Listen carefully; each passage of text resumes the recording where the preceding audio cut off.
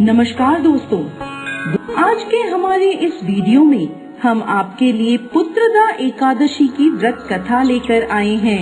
द्वापर युग में एक बार महाराज युधिष्ठिर ने श्री कृष्ण से पूछा, केशव कृपा करके यह बताइए कि श्रावण एकादशी का क्या नाम है, उसकी क्या विधि है और उस दिन किस देवता की पूजा होती है। तब भगवान श्री कृष्ण बोले, हे धर्मराज, आपका प्रश्न बहुत उत्तम है। श्रावण एकादशी का नाम पुत्रदा एकादशी है। यह सभी पापों को हरने वाली है। इसमें समस्त मनोकामनाएं तथा सिद्धियों के दाता नारायण भगवान की पूजा होती है।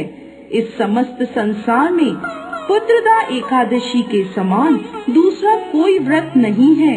पुत्रदा का अर्थ है पुत्र देने वाली, अर्थात यह व्रत निसंतान लोगों को संतान प्रदान करने वाला है। हे राजन, अब मैं आपको पुत्रदा एकादशी के महत्व से जुड़ी एक कथा सुनाता हूँ। ध्यान पूर्वक सुने। एक समय भद्रावती नामक नगरी में सुकेतुमान नामक राजा राज्य करता था। उसकी पत्नी का नाम शव्या था। राजा के पास धन, वैभव, राज्य आदि किसी प्रकार की कोई कमी नहीं थी, परंतु उसके कोई संतान नहीं थी। इस कारण राजा और उसकी पत्नी दोनों चिंतित रहते थे। राजा यह सोचकर चिंतित रहते थे कि हमारे लिए पिंडदान कौन करेगा। बिना पुत्र के पितरों और देवताओं का ऋण मैं कैसे चुकाऊंगा।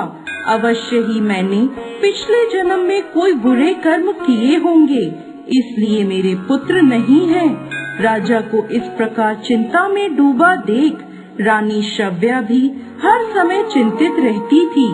एक दिन राजा चिंता में इतने मगन हो गए कि उन्होंने अपने प्राण त्यागने का निश्चय किया, परंतु आत्मघात को महापाप समझकर वह अपना अश्व लेकर सोच विचार में डूबे हुए जंगल की ओर चले गए। वहाँ अनेकों प्रकार के पक्षियों और पेड़ पौधों को देखते हुए राजा आगे चलते जा रहे थे। वन में राजा ने हाथी को अपनी मादा और बच्चों के साथ घूमते हुए देखा। हिरण को भी अपनी मादा और बच्चों के साथ देखा।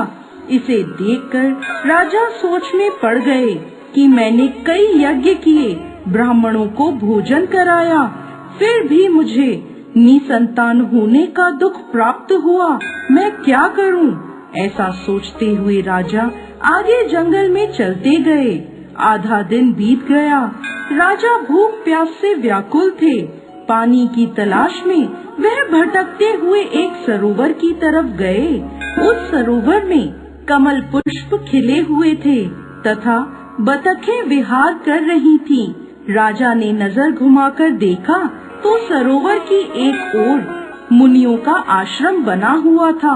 उसी समय राजा के दाएं अंग फड़कने लगे।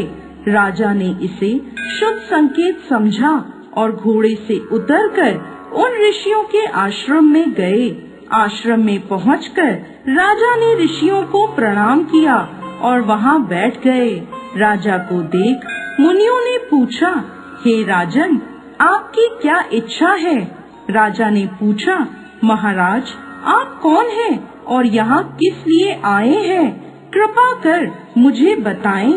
तब वह ऋषि बोले, राजन, आज से 5 दिन बाद संतान देने वाली पुत्रदा एकादशी है। हम विश्व देव हैं और इस सरोवर में स्नान करने के लिए आए हैं। यह सुनकर राजा बोला, हे महाराज, मेरे कोई संतान नहीं है। यदि आप मुझसे प्रसन्न हैं, तो मुझे पुत्र प्राप्ति का वरदान दें। यह सुन मुनि बोले, हे राजन, श्रावण मास की एकादशी का नाम पुत्रदा एकादशी है। यह निसंतान को संतान प्रदान करती है। आप अवश्य पुत्रदा एकादशी का व्रत करें और भगवान की कृपा से आपको पुत्र रत्न की प्राप्ति होगी। मुनि के वचनों को सुनकर राजा को संतोष हुआ और उसने महल में जाकर रानी शव्या को सारी बात बता दी और पुत्रदा एकादशी के दिन राजा और रानी दोनों ने पुत्र प्राप्ति की इच्छा से पूरे विधि विधान से पुत्रदा एकादशी का व्रत किया और द्वादशी के दिन पारण किया। कुछ दिनों बाद रानी शव्या ने गर्भ धारण किया। 9 महीने पश्चात उनके यहाँ एक अति तेजस्वी पुत्र हुआ। वह राजकुमार अत्यंत सुंदर, यशस्वी और प्रजा का पालन करने वाला राजा बना।